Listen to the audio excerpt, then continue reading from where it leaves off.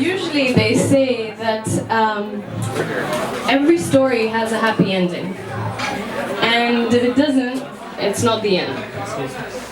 Today I have two stories for you, but they don't have an ending. So it's up for you and I to figure out an ending together. Now, but if you guys don't mind for a second, I just need to write an email. Dear Professor, it is with great regret that I write to inform you of my reasons for leaving this class. Firstly, scratch that. I won't write it the way you asked. Professor, don't teach me nonsense, for I left home over 10 years ago to get an education. But all I got was a degree and no emancipation. Over 16,000 miles from home and peace, and all you tell me the black will never be white, and I should keep using those foreign words to confirm your stereotype. But Professor, don't teach me nonsense. I'm tired of this one-dimensional existence. The box you keep me in for fear of being different, but difference is the only thing I know because the absolute pain I get from being the same is like a knife pierced through my brain. And Professor, don't teach me nonsense.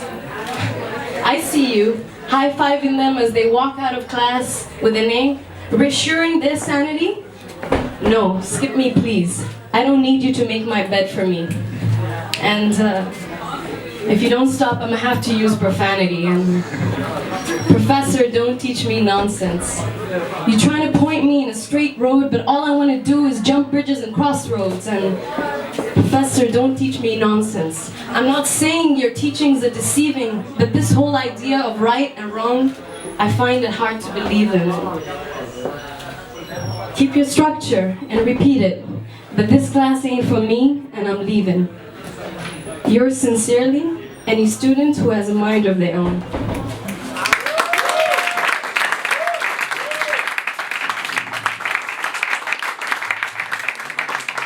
On a similar note, not relating to professors, but I have had two loves in my life.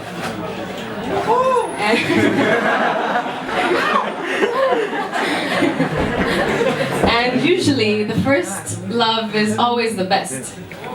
And it is. But my love was not that usual kind of rosy fireworks kind of love. It was one of those, it was not meant for one person. It was not meant for a whole territory, not one population, not one gender, not one sex, not one ethnicity. It was a different kind of love. It was a love for many. And this kind of love taught me of my own insignificance, but my own power at the same time. This love was for the child that's dreams come true. It was for that first fall of rain on a hot summer day and that musky scent. It was for the street vendor on the side of the street. It was for the mothers and fathers who worked day and night for us to eat, and it was an immense kind of love. And this love started anywhere else but in Syria for me. I'm gonna skip through the intro. What kind of love? That's a story. Not ready. I'm gonna skip through the intro and right to the climax. Good.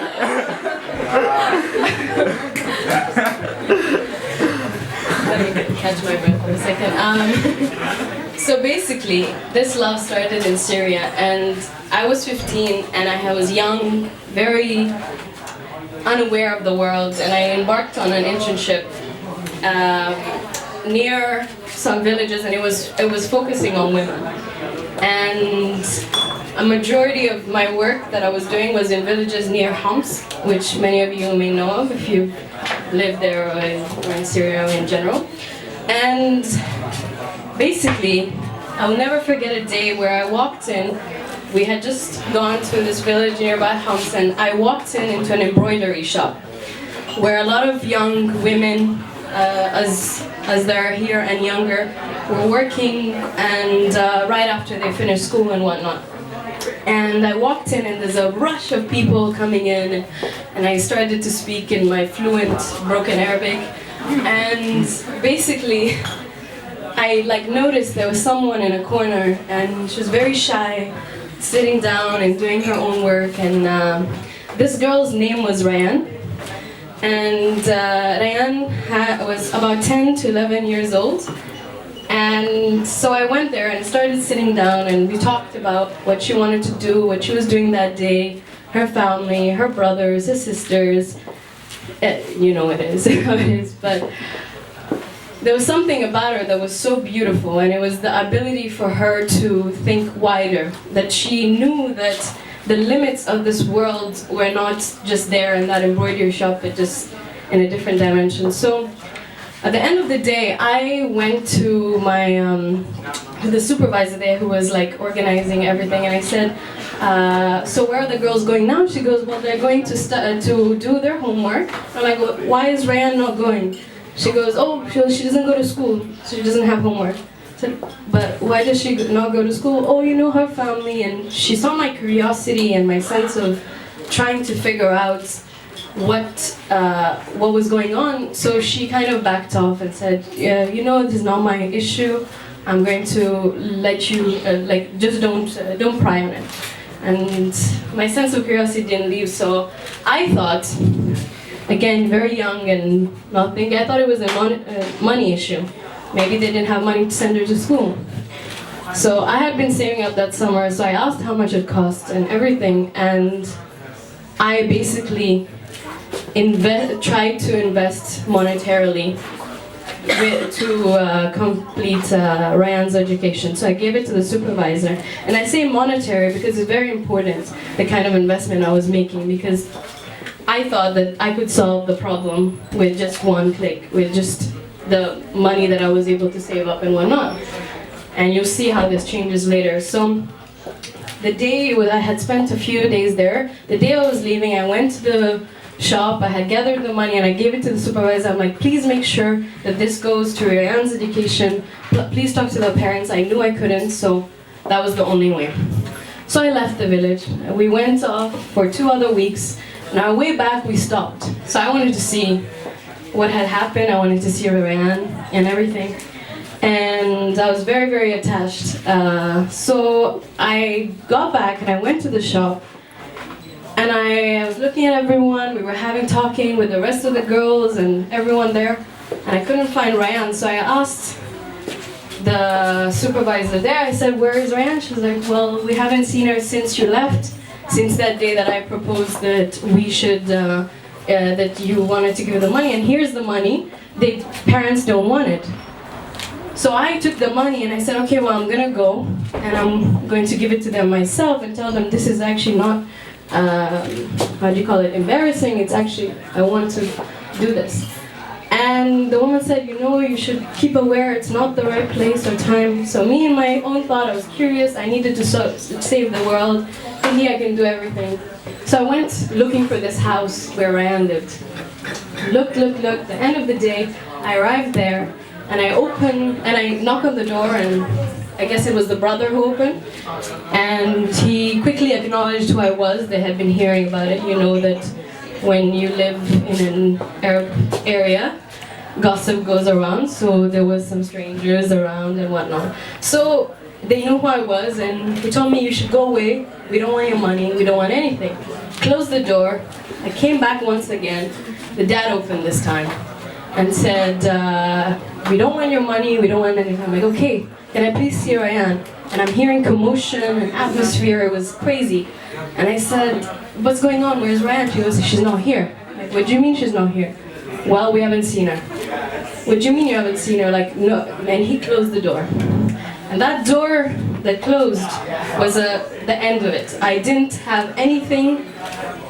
I didn't know anything. I didn't know where Rayan was. I still don't know to this day if her dreams will ever come true. And there is a sense of guilt with that, because sometimes you think you're doing something right with the right intention, but you don't know where it's going to end up.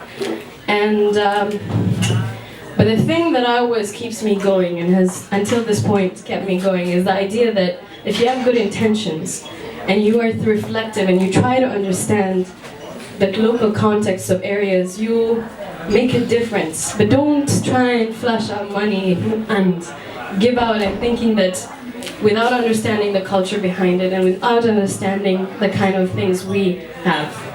But the most important lesson I learned from this was the idea of choice. The ability that we're able to have choices. I'm sure everyone in this room has had the ability to have this choice to make the life that they want to be. And have had that educational choice. And I think that's the best gift anyone can have in this world. And I really hope that if that's from all of the gifts that you can give among love, that is something you always appreciate. And yeah, I guess that's the end of it.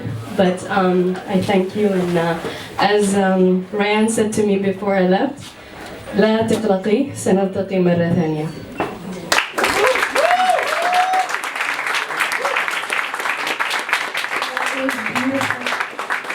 Thank you, Nisan. That was very, very beautiful and original. Next up,